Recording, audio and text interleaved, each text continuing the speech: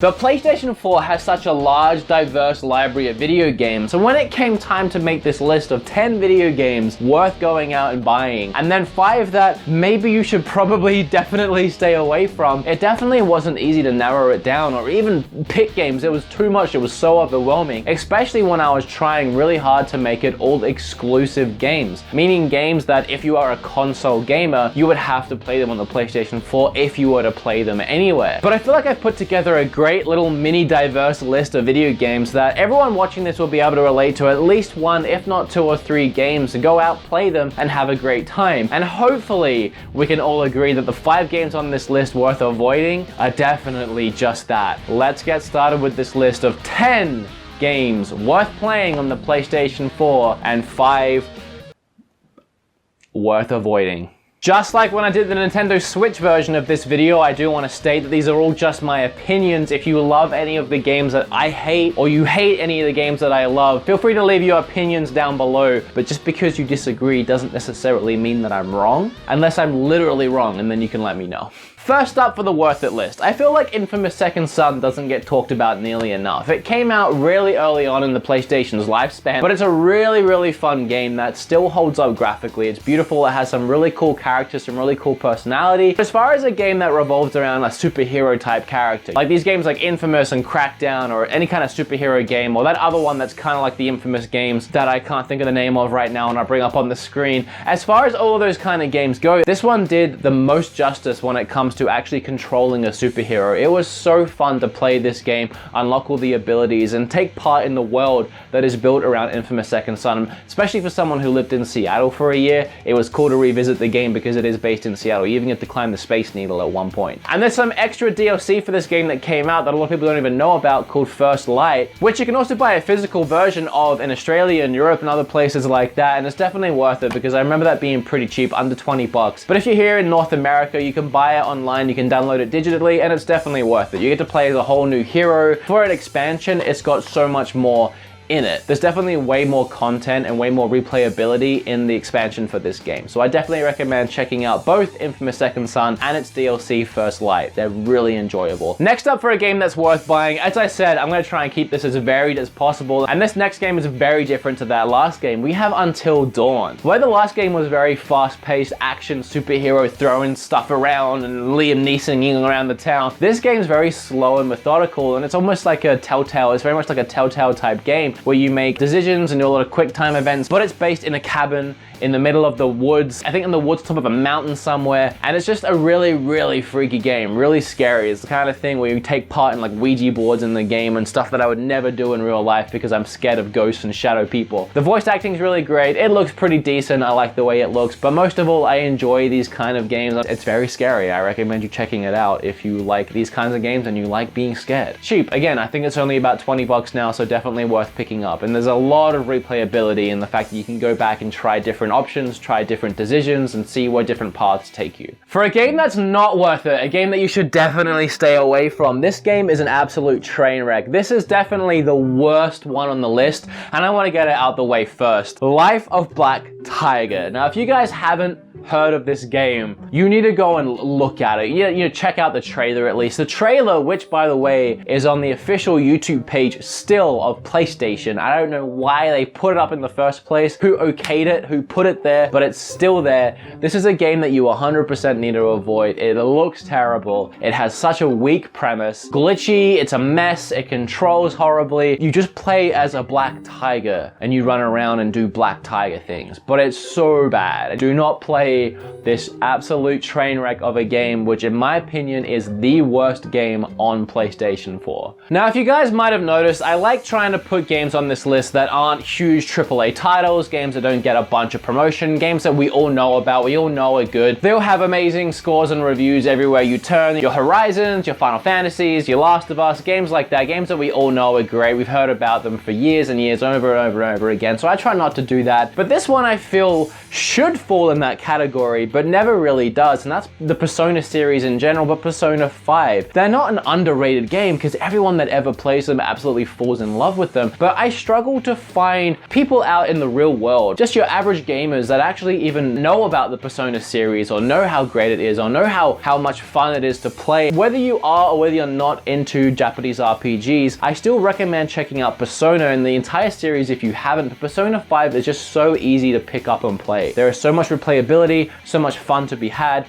I highly recommend checking this out and giving it a shot. This could be the game that gets you into Japanese RPGs or just RPGs in general, because I know Persona 4 definitely got me into Japanese RPGs. So I highly recommend checking out Persona 5. It's definitely worth it. And it's definitely probably the most AAA-ish game on this list. And I wanted to put it in because of the reasons I said. Persona 5, worth it. Another fantastic game that's worth picking up is Ratchet & Clank. I grew up on Ratchet & Clank. I mean, Ratchet & Clank was so much of my adolescent childhood, is playing all the Ratchet & Clank games. This remastered remake of the first Ratchet & Clank game, it's spot on, 10 out of 10, hit the nail on the head. Almost, I want to use the word perfect. If you love these kinds of games, if you love dorky, Banjo-Kazooie type old school games, and you played any of the Ratchet & Clank games back in the day, this is, I can't even tell you how much better this is than the old school versions. It's actually a remake and a remaster of an old school series done better, which is something that's just so refreshing and nice, because there's so many remasters and remakes that are either right on par and it's just nice to play the game again,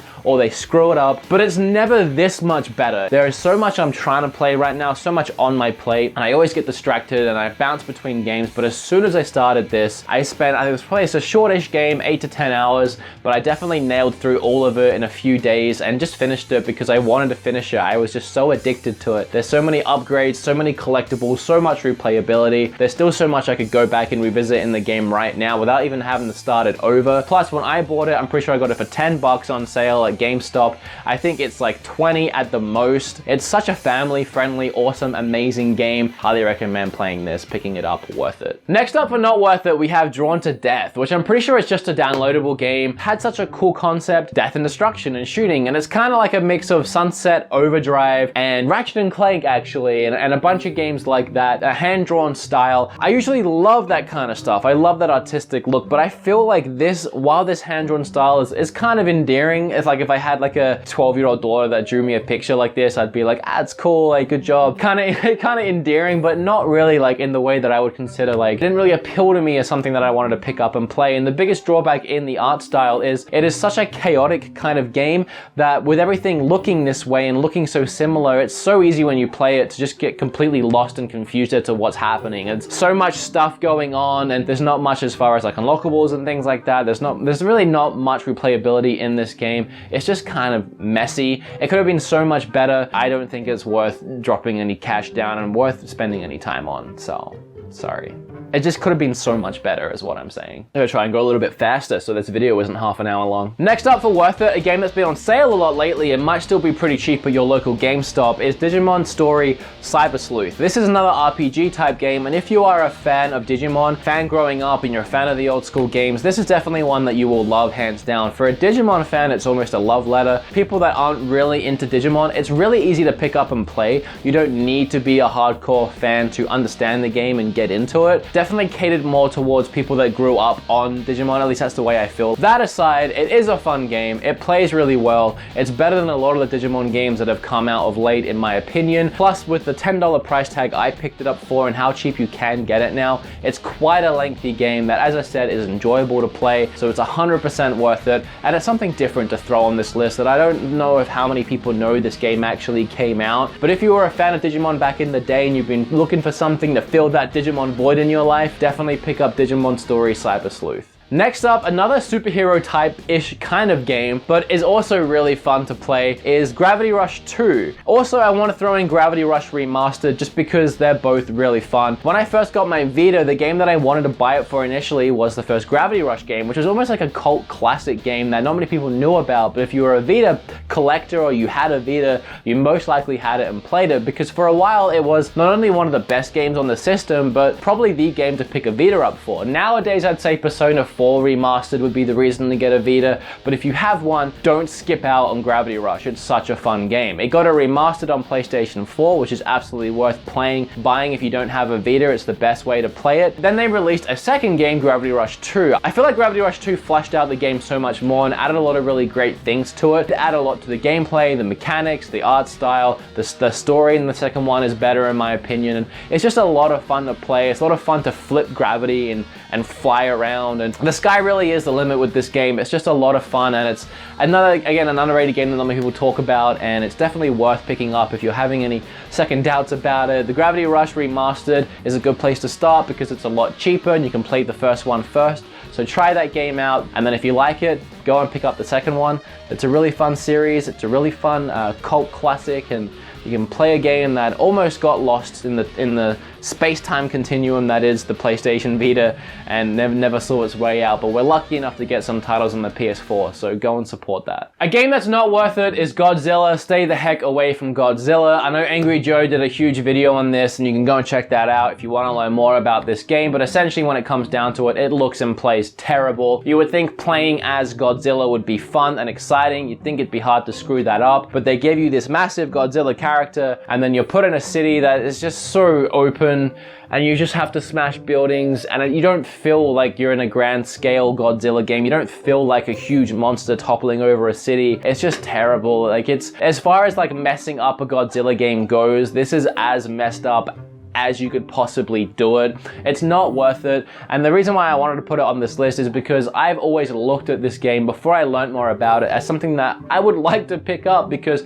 I love Godzilla, I love the concept, and the box art was so cool. I'm like, yeah, I want to play that. That's awesome. Before someone else sees that box art and almost wastes their money on it, I want to let you guys know that that game is not worth picking up. It is not fun. It's not enjoyable. There's no saving grace to it at all, in my opinion. So Godzilla, don't do it. I'm actually really excited to talk about this next one. It's one that I don't know how many of you will actually be able to enjoy, but I love them. And I'm actually doing a two-parter for this one because I didn't want to have both of these separate. The first one is Day the Tentacle Remastered Edition. I'm a huge Maniac Mansion Day the Tentacle, a point-and-click fan in general. Monkey Island, you friggin' name it. I'm gonna pull out my Monkey Island big box just to show off because I love it so much. I don't know, I love point-and-clicks. I grew up on point-and-clicks, and there's a remastered version of Day the Tentacle on PlayStation 4, and it just does the game so much justice. It's such a nice, refreshing way to play the game. Whether you played it or not, definitely pick it up. It was actually free on PlayStation Network for a little while. You guys have missed that, unfortunately, but whatever the price is. And next up actually is a game that probably no one has heard of that I managed to just randomly discover. As I said, I love point and clicks, and I like to Google and see what new ones are coming out, and around about the same time that I was playing a fantastic game called Whispered World, I found a game called Deponia, which actually has a 3-part series, and the first chapter, the first actual game had a physical release on PlayStation 4, I think recently. I think a company like Limited Run Games put it out, and it's a really, really fun game, and I highly recommend you guys playing that game. Hand-drawn graphics, comedy in it is hilarious. The actual like puzzle solving, if you guys are fans of point and clicks, the puzzle solving in this game is almost second to none. It's just so enjoyable to go about this world and figure out how to get to the next place, and the story is just awesome. The characters are so likable and memorable. Really recommend checking out that game if you've never even heard of it. It's worth it. It's worth the price. It's a cheap game. I think it's probably like 20 bucks physical. And then of course Day the Tentacle Remastered. Both really great point and clicks, both worth picking up. Hidden gems almost, as it was. And the next for a game that's worth it is a game that I haven't spent too much time in, but everyone that I told I was gonna make this video told me to put this on the list, and that's Yakuza Zero, or Yakuza Zero. And it's a game that my friend Billy actually has and told me a little bit about in a previous video that I done. Yakuza Zero. So this is a prequel to all the Yakuza games that came out. I've always been a fan of the series, and this one is, I mean, one of the better ones that I've played. It's think open world RPG-ish, but also beat 'em up. So you combine all those elements with, the only thing that I hate about it is the fact that you actually have to read the subtitles. I don't want to do that. Man, I don't want to do that. I like it. The combat's fun, the exploration, and it's like they did a really good job of recreating actual Tokyo. So the neon lights, the street, and the streets and all that. It's just a really cool environment. I like it. So that was Billy's impressions on the game, but as I said, everyone that I told I was making this video told me this game had to be on the list. I have never played any of the Yakuza games, but for the sake of, again, mixing it up, this is a very different game to put on this list, and it's a game that I now know that I need to play, and it's on my list of games that's worth picking up. So hopefully it can be added to your list of games worth picking up, and hey, let's go on an adventure together. Let's discover if this game is actually worth it. Next up for not worth it is a game that I probably shouldn't even put on this list because it doesn't need to be said. In the same way that Horizon doesn't need to be on the worth it side of things, No Man's Sky doesn't need to be on the not worth it side of things. It goes without saying, but on the off chance you're watching this and you don't know, don't buy No Man's Sky. It may be worth $5 to $10 just to muck around in for a couple hours, but really that's it. After the first few hours, this game becomes so boring and not worth playing. And I know there's a lot of people that actually did enjoy the game, but the whole concept of the game was supposed to be this huge game with like never-ending expanding universe where you could go to planets and explore all these millions and billions and trillions of different planets with different stuff on them. And really after the first few hours, you'd really felt like you've seen and explored everything, which for a full price retail game initially is $60, you were lied to. We were all essentially lied to. If you want to pick it up, pick it up. Enjoy it if you want to enjoy it. I'm just saying stay away from it because I had zero fun with that game. But everyone's different. Lastly, for games that are worth it, I'm not going to talk about this one too much because it's a game that you actually need to experience for yourself, and I don't want to ruin anything for you. You need to play Undertale. I mean, I know it got so blown out of proportion. I wouldn't even say blown out of proportion. It got adequately popular. But then because it got so popular, people started hating on it because once anything gets popular, it begets hate. And then I feel like a lot of people didn't bother playing it because it was getting some hate. Some people were turned off by it because of the hate. I just want to put it out there that this is an incredible game and one that you do not want to miss out on. This is a game that you need to experience at some point. If you love video games, especially if you love RPGs, if you love RPGs, I don't see it being possible for you not to like this game. This is a game that's absolutely worth it. And again, I don't want to dive into it too much because you need to experience it for yourself. But Undertale, please check it out. It is definitely worth it. And it is taking not the top spot on this list. It just happens to be the last one that I talked about because that's the last one that I wrote when I was writing this list. It's a great game and I highly recommend checking it out. Don't forget about it. Like, honestly, if it's one of them ones you keep putting off, just do it. It's not that long. And lastly, for games that aren't worth it, this is a game that honestly is emptier than No Man's Sky and almost as boring as Life of Black Tiger, and that's a game called Wonder. And it's an open world MMO, I guess, but not really. It's just really glitchy and terrible. It looks awful. It sounds awful. There's nothing to do. Once you've played the first 20 minutes, you've played the entire game. You just stumble and glitch around and do nothing. While I'm talking right now and the gameplay is overlaying me, you are seeing literally the entire game. There is nothing else. This is the game. It's broken. It's unfinished. It is, I don't understand. Just like Life of Black Tiger, I don't understand how this can be sold. It is an absolute travesty and it's nothing. There's not even anything funny to talk about. There's not even anything funny to make fun of. There's nothing to really point out. There's nothing to really go into depth as to why it sucks. You are literally seeing the entire game. The best you can do is make a drinking game out of every time something doesn't happen, take a shot. And be drunk in 30 seconds. That's the best way that you can enjoy this game. So Wonder, not worth it. And as a final little bonus, I want to do an in-between. I actually wanted to put, as I said, I was doing exclusives and the order kept coming up on the list of exclusives and I didn't know where to put it. Worth it, not worth it. Worth it, not worth it. Really fun game, 3 hours long. Really cheap game, 3 hours long. It's a fantastic looking game. It's actually pretty fun to play and right now you can get it for about $10. So honestly, at this point, worth it. When it came out, no way in heck was it worth it. Absolutely no way was it worth full retail. That was insane that anyone could ever pay full retail for this game and try and justify that it was worth it, because it wasn't. But now at $10 it is, so let's go ahead and throw this on a little in-between bonus round. It's honestly not a bad game. If you were put off of it at the start because of the price tag, everyone's saying don't buy it, now's the time to actually try it out. As I said, $10, $15. yeah, you can't go wrong with that. I've spent more than that on like indie games and like things that I've put like 2 or 3 hours into downloaded. Yeah, it's probably worth it, but it's still fun to make fun of that game, just a little bit. Okay guys, this video has taken me a long time to record, talk about 15 different games. I'm gonna try my best to hack this on down as short of a video as I can to keep it snappy and to the point. If it feels like I didn't talk about anything or I missed something about a game or I glossed over something, it's probably because I cut it out in post. Make sure to leave anything down below with what I forgot. What games do you think are worth buying and what games do you think you should stay away from? Let us know down below. It helps everyone out as well, and maybe if I make another one of these videos in the future, I can add those to the list too. If you are still watching right now to this point all the way through to the end of the video, you guys are the freaking best. Remember to hit the like button, leave that comment down below, be subscribed. I do 4 videos a week here. There's always something different going on that you'll hopefully enjoy. I am going to stop talking because it's seriously been about an hour of footage that I need to hack down. I talk way too much about everything, but I love you guys so much, you know that, and I'll see y'all in the next video. Bye. Oh, and if you didn't see the top 5 Nintendo Switch games worth buying and 5 not worth buying, I highly recommend checking that one out. You'll see that on the screen in 3, 2, 1, click.